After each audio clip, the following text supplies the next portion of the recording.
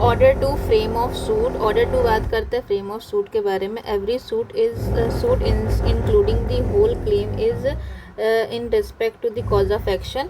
Her suit frame of suit में order two में बात करते हैं कि क्या होता है फ्रेम ऑफ सूट, स्ट्रक्चर होता है, ठीक है।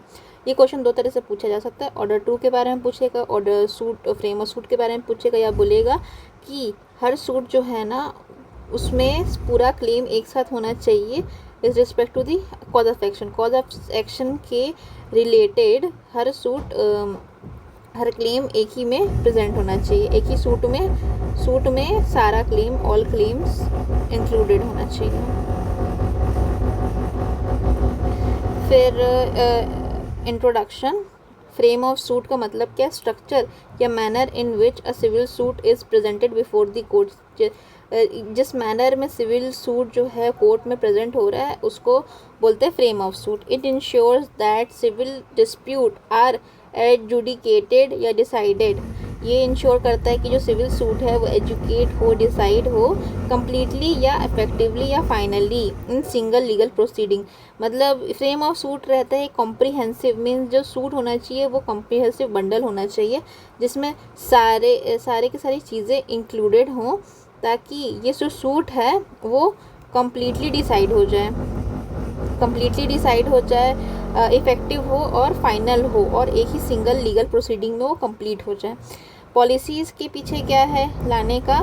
तो इंटरेस्ट रिपब्लिके उड सिट फिनिस लिटियम, means interest of republic is most important and interest of public is in putting end to litigation ख़त्म करना ही इंटरेस्ट है पब्लिक का, पब्लिक के इंटरेस्ट में फेवरेबल है।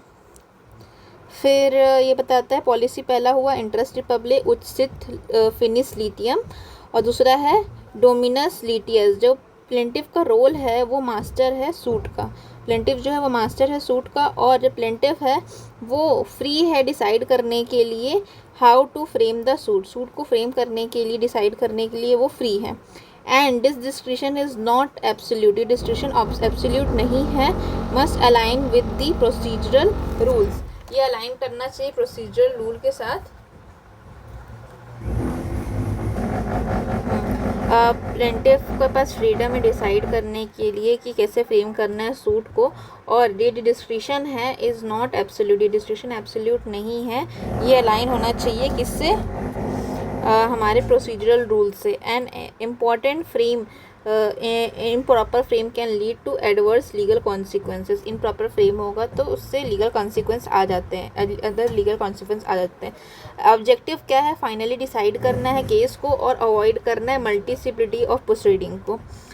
फिर एसेंशियल इंग्रेडिएंट है हमारे कि including whole of a claim, पूरा क्लेम एक में ही होना चाहिए। बहुत सारे अलग अलग कॉज ऑफ एक्शन उसको एक में इंक्लूड कर देना है। Courts discretion to order separate trial, court के पास पावर है कि वो ऑर्डर कर सकते हैं सेपरेट ट्रायल, और ड्यूटी है रेज करने की ऑब्जेक्शन। अगर कोई चीज़ का ऑब्जेक्शन लेना है तो वो तुरंत करना है, ऑब्जेक्शन एट द इंस्टेंट लेना चाहिए। फिर inclusion of whole of a claim, the plaintiff must include whole claim arising out of cause of action. Plaintiff को सारा क्लेम्स को एक ही इसमें डील कर लेना चाहिए जो कि अराइज कर रहा है कॉज ऑफ एक्शन से। Omission of any part of the claim, कोई भी पार्ट को अगर ओमिट कर रहे हैं, रिमूव कर रहे हैं, इंक्लूड नहीं कर रहे हैं, without courts permission bars him from bringing another suit. अगर बिना कोर्ट के परमिशन के ये सब कर रहे हैं तो वो उसको अलाउ नहीं करेगा और वो बार कर देगा उसको फर्दर सूट फाइल करने से।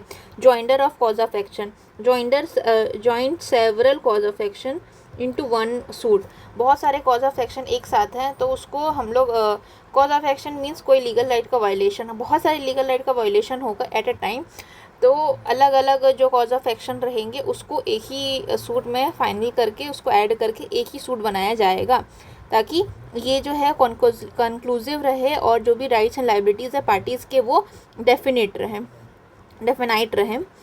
तो joinder of cause of action, the joinder of several cause of action in one suit provide it does not cause to inconvenience और डिले, इसमें इनकन्वीनियंस और डिले नहीं होता, और ये इंश्योर करता है कि जुडिशियल जुडिशरी इफेक्टिवली काम करे, कंसिस्टेंट रहे अपने डिसीजन में। फिर courts discretion to order separate suit, court के पास पावर है ऑर्डर करने का separate suit. If the joinder of cause of action likely to cause delay in the trial, जो जॉइंडर है कॉज ऑफ एक्शन को ज्वाइन करने से, जो joinder of cause of action की वजह से क्या हो रहा है, अननेसेसरी डिले हो रहा है, तो ऐसा टाइप का डिले कोर्ट में ऑर्डर सेपरेट ट्रायल, इस केस में कोर्ट ऑर्डर कर सकता है सेपरेट ट्रायल को। Duty to raise objection timely, duty to raise objection timely, the objections regarding the misjoinder के रिगार्डिंग कोई भी ऑब्जेक्शन है उसको रेज करना पड़ेगा एज अर्ली एज पॉसिबल। फिर फेलियर इन डूइंग सो, अगर फेलियर हो जाता है ये करने में, तो ये फेलियर हो जाता है सच, तो उसमें हम लोग ये माना जाएगा कि उसने अपने राइट को छोड़ दिया है। फिर importance of proper framing of suit, क्या क्या इम्पॉर्टेंस है ये प्रॉपर फ्रेमिंग ऑफ सूट की, क्या क्या इम्पॉर्टेंस इंश्योर करता है,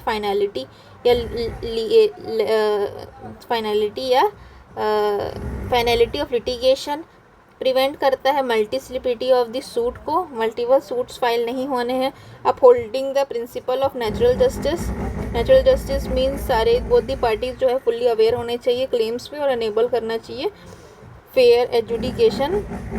फिर bar avoids bar under order two rule two, improper framing जो होता है उसकी वजह से राइट्स छूट जाते हैं और ओमिट हो जाता है रिलीफ।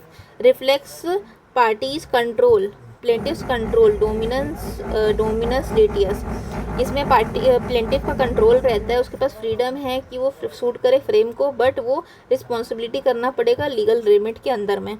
फिर comprehensive adjudication to ensure that the suit includes the whole of a claim, ये इंश्योर करना पड़ेगा ये सूट है वो पूरा क्लेम को रखे और appropriate relief so that no part of the dispute is unresolve, ताकि कोई भी डिस्प्यूट का पार्ट अनरिजॉल्व ना रहे। Effective efficiency in judicial process, judicial process अच्छे से काम करे, क्लैरिटी इन डिस्प्यूट क्लैरिफाई हो जाए, एंड सेफ गार्ड करता है हमारा डिफेंडेंट के राइट को। रूल 1 बात करता है, आप प्रोविजंस देखेंगे ऑर्डर 2 के, रूल 1 बात करता है suit must be frame, suit को फ्रेम करना पड़ेगा to allow final decision on disputed issue और prevent further litigation on the same issue.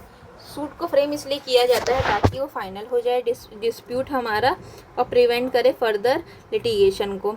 Section 2 बात करता है suit to include the whole claim, suit में सारे क्लेम होने चाहिए, एंटायर क्लेम होना चाहिए, अगर कोई पार्ट को छोड़ दिया गया है तो वो बाद में उसको ले नहीं सकता, और relief for same cause of action, if multiple relief होना चाहिए होगा तो सारा एक ही इसमें हो जाएगा। रूल 3 बात करता है joinder of cause of action की, कि सारे कॉज ऑफ एक्शन को ज्वाइन कराना है।